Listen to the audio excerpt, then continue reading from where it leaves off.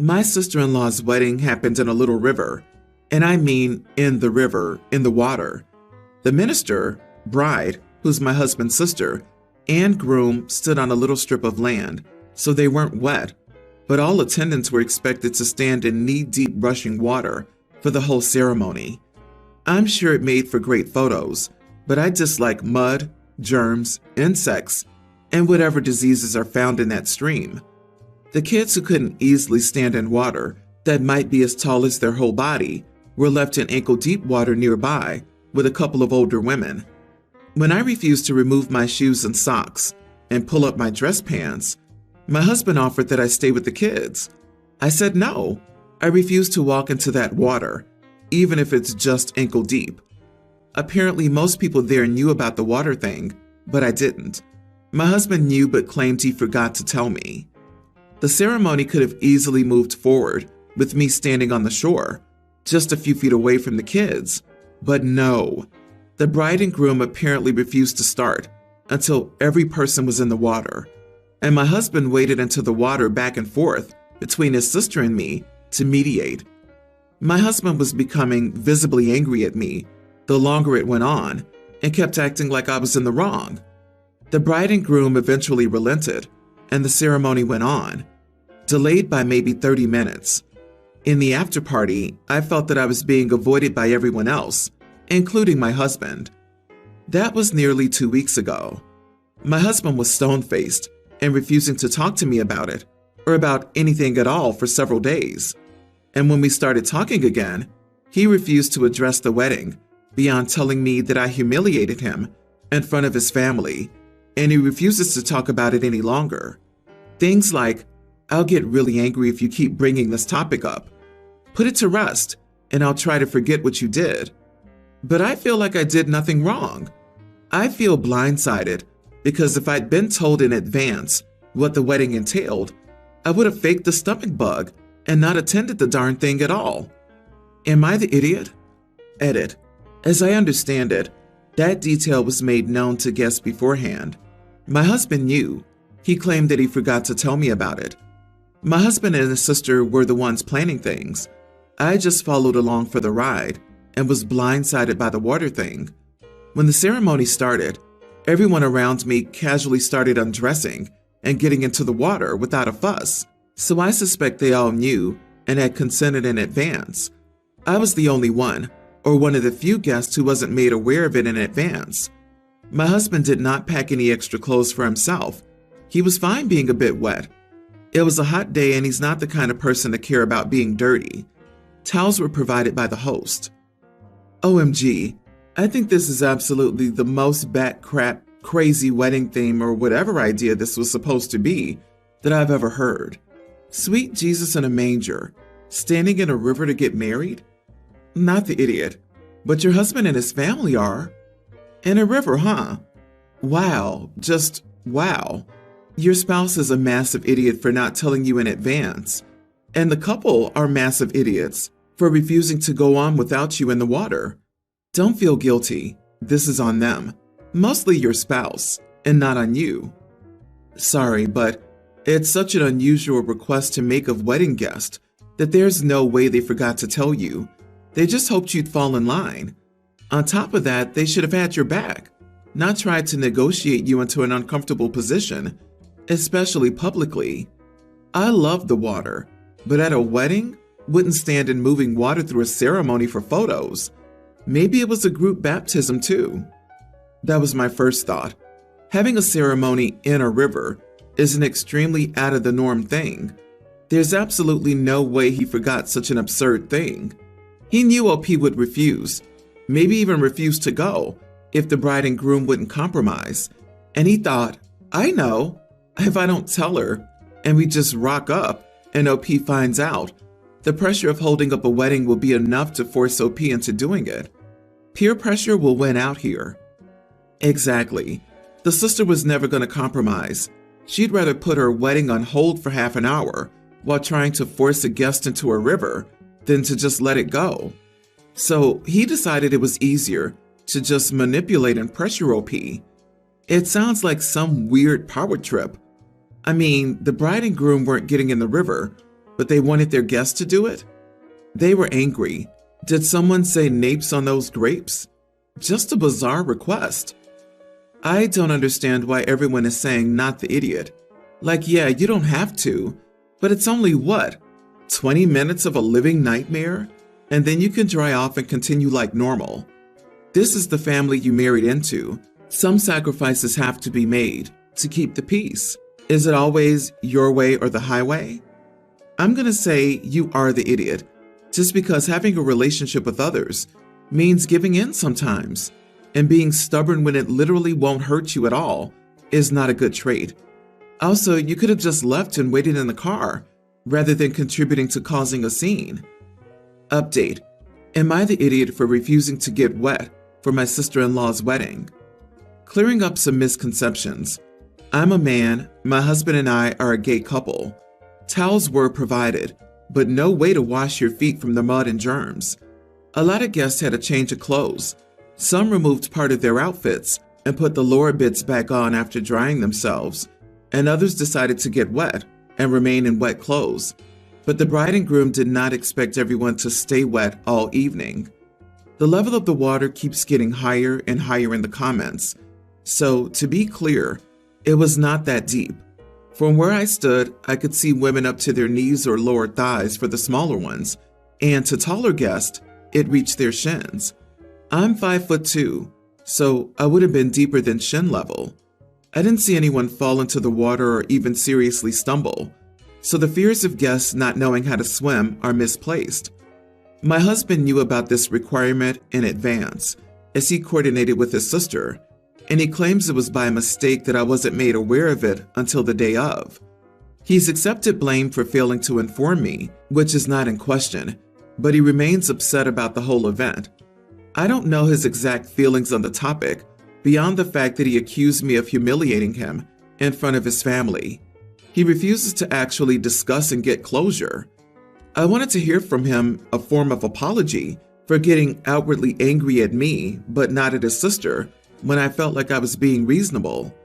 He was getting agitated whenever I tried to discuss it, so now we do not discuss this topic. My husband still talks to me overall. He calmed down, he acts pretty much normal day to day, and he's even affectionate. He just wants this topic to be buried and not addressed again. Well, I feel very frustrated because I feel like I was treated unfairly and then blamed wrongly. His family will definitely remember me as the troublemaker and probably think I'm a disrespectful person. And I'd like my husband to acknowledge that I was done dirty and to defend my reputation in front of his family. I admit fault and that I could have walked away and waited in the car. In retrospect, the bride and groom wanted me in the water because I was the only person on the shore and it was not as picturesque. They should have communicated that, but I should have also understood it. Even if not, it would have been the more mature thing to do. Remove myself from the situation so the ceremony could go on and the photos could be as pretty as the couple wanted them to be. Thanks to reasonable people like you, posting my story has been a very positive and constructive experience. My 39 female brother and his wife lost everything 6 months ago. Their company liquidated. They lost their house 3 months later because neither of them could find employment in their area. One of their vehicles was repossessed, etc., etc. After selling off all their valuables, they lived in their vehicle for a month with their kids and dog. My husband and I talked, and he reluctantly agreed to let me help them out with a place to stay. See, my husband is unemployed due to a back injury 8 months ago and hates company, especially where I'm hardly home because of how much I work. I personally think he's fine now, but he says he isn't. So they've been here for 2 months. Both of them now work full-time and have helped me out significantly with bills, electric, mortgage, food, because I'm struggling myself since my husband isn't working. Well, 3 weeks ago, my husband told me that if they didn't get out of his house, that he would leave me. He said he was tired of the kids and the dogs and lost his cool on their small child, yelled at him. So he said them or me. I personally went out and purchased them a camper to stick on my property, but it needed a lot of work done, so my brother's been working on it on his time off, but they've been staying in a tent on my property in the meantime. Their dog still stayed in my house due to the heat. But now my husband says he's done with the dog and that they all need to leave and gave the same me or them talk again. So I told my brother they needed to leave, offered to help cover a campground cost, and told him why. My brother's extremely angry with me right now because since they've been here, they've spent almost $3,000 helping me out with the bills, just to be tossed out like last week's garbage due to a deadbeat who sits on the couch all day, doing nothing, while we all bust our butts to pay his way. They've spent a lot of what money they've gotten, and I'm grateful and have helped where I could. I understand where he's coming from, but at the same time, I took a vow here, and I'm not willing to lose my husband for my brother and his family, no matter how hard up they are. Edit. As for the back injury, the doctors have straight up said that they think my husband is faking the injury and have stopped all pain meds. Sometimes he acts like he's in pain, but other times when I'm not really focusing on him, it looks like he's fine. I'm not sure if it's just an excuse not to work. He swears it isn't, but I don't know. He doesn't do anything around the house, no. He watches TV all day. Your brother's absolutely right. You are the idiot, and if I were you, I'd choose them over your crappy husband who screams at kids. You need to call your husband's bluff. Nobody else will be willing to put up with this freeloading. He almost certainly knows it. His ultimatum is meaningless. He's contributing nothing to this household. He has no say in what goes on in that house. While your brother absolutely is paying your husband's way, and it isn't fair to toss them out after all they've done to help you out. Exactly. Shame on you. You took $3,000 from people who are struggling to regain their footing? And if they have $3,000 to give you, why aren't they in their own place now? And from how you refer to your husband, why aren't you calling his bluff? He actually asked, me or them? It's been 2 months. Tell him them and see what happens. I'll bet nothing. At this point, you should return their money to them, or at least a large portion of it. Honey, your husband won't leave. He has no job. Who will take in a deadbeat? LOL. You then kick out your brother, who's been helping you. You and your loser husband deserve each other. Even if you don't believe the back injury story and admit he hates working, just wow. I, 34, have 2 kids, a male kindergartner and a female toddler, with my husband, Jack, 32. My mother-in-law's house has a big pool, and the weather was nice last week, so me, the kids, Jack, and his 3 sisters and their families came for a pool day. Jack's sister Lily, 29, is pregnant. She already has a son, preschooler, and we have different strategies for parenting, but her son is not mine, so it's not my business. I've never said anything about her parenting, but as I post about how I parent, and she follows me, she sees we're very different. Lily's pregnancy has been hard for her, and my mother-in-law asked her to ask me for advice. My pregnancies were smooth sailing, and I had no issues, so I told her I didn't really have advice, but encouraged her to join my mom's group as someone there could help. I run a mom's group in my city, and it's a good way for my kids to meet other kids before school and swap advice or stories. Also, on social media, I post my life, what I cook, how I parent, and balance my full-time job. Lily had to take her maternity leave earlier as she had severe morning sickness and her pregnancy's high risk. I was handing out drinks to everyone, and Lily was last, and when we spoke, it was only us. She asked for a non-alcoholic beer, and I told her quietly, I'm not sure, but I think that it still has alcohol in it and is actually low alcohol. She snatched the beer from my hand and told me she didn't want advice from the parenting police. I have a Muslim friend, and I know that specific beer has alcohol in it as he refuses to drink it. When we joined the rest of the group, she moved to sit as far away from me as possible. doesn't talk to me at the mom group meetings anymore, and has unfollowed me on social media. She told my mother-in-law, who asked me to apologize to Lily and keep the peace, especially as Lily's struggling with her pregnancy right now and is very stressed and hormonal right now. I'd like to keep the peace, but I don't think I was in the wrong or want Lily to think I'm a doormat by apologizing. I didn't offer her the beer.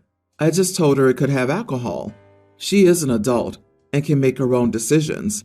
The way she snatched it and called me the parenting police upset me. You write about how much you do as a mother and how easy pregnancies are for you in such a way that it comes across like you believe your pregnancies were easy because of your choices, and Lily's pregnancy is harder because of hers. If that's coming across to strangers, I can only imagine how it comes across to Lily. You are the idiot. Are you my sister-in-law? Because you seem just like her. You run a mom's group. You post how well your life is organized. Basically, your social media is an example of, if you can't be like me, then you're doing it wrong. She took the beer, and again, you knew better and said something when she didn't ask. At least you're aware enough to know that you shouldn't offer advice on a tough pregnancy. But yeah, I'm not shocked she unfollowed and blocked you over it. Yeah, based on how much you're going on about your mommy blog and mommy groups and easy pregnancies, I'm betting Lily was already 100% done with your sanctimommy BS, and the drink was just her breaking point. Mind your own darn business. From this story, you sound incredibly obnoxious and overbearing. Just the vibe I'm getting. I have one picky eater that just graduated middle school, so next year, he'll be a high schooler. Before, if we were going somewhere and there was no food he liked, I'd pack nuggets or something he would eat. Honestly, I'm sick of it. I can't force him to eat something, but I decided not to help him anymore. He's old enough that if he's going somewhere, he can check what's there, and if he doesn't like it, then pack a sandwich or just suck it up and eat something there. So that's what I'm doing. Well, I told him, and he's not happy. The first time he went to a graduation party, he didn't pack anything and didn't want any of the food there, so he went hungry. He did the same thing today and didn't pack anything, so at our aunt's, he went hungry. He told everyone in the family what I was doing, and now everyone is angry that I'm not feeding him. Am I the idiot? He is old enough to pack food or just eat something there. Not the idiot. No one is going to starve to death at a party. He can eat in advance, choose something offered there, or worst option, bring his own food. I do think you need to be taking action to help him improve the situation. It could be anything, all the way from toddler-level strategies to expanding his food menu, all the way up to having him work with a therapist who specializes in food aversion. You are the idiot. Walk him through it. Don't just tell him the pieces of planning ahead, packing his food for an event, and adding anything he needs to the grocery list a couple of times. Baby steps make this something he can comfortably take on as an adult skill, rather than an "I'm tired of your issues, you're on your own," which is honestly the vibe I'm getting here. Food insecurity is a huge anxiety trigger that's going to make him less flexible and less able to think and plan these things out. Ugh, I don't know. I don't understand this phenomenon. Picky eaters' preferred choice is chicken nuggets? I'm mystified. Processed cubes of chicken. Every day? Is it the texture, the taste, or the compactness? Or is there fear of growing up? Just baffling to me. Sometimes kids need a rude wake-up call so they know the consequences. Continuing to baby him will lead to more whining. It's not like his parents are going to pack him food forever. Kids with medical reasons for avoiding foods will start managing their own diets at his age. It's a critical adult life skill to ensure you have something to eat when you anticipate needing food. You are not the idiot. He's old enough to remember things that are important to him.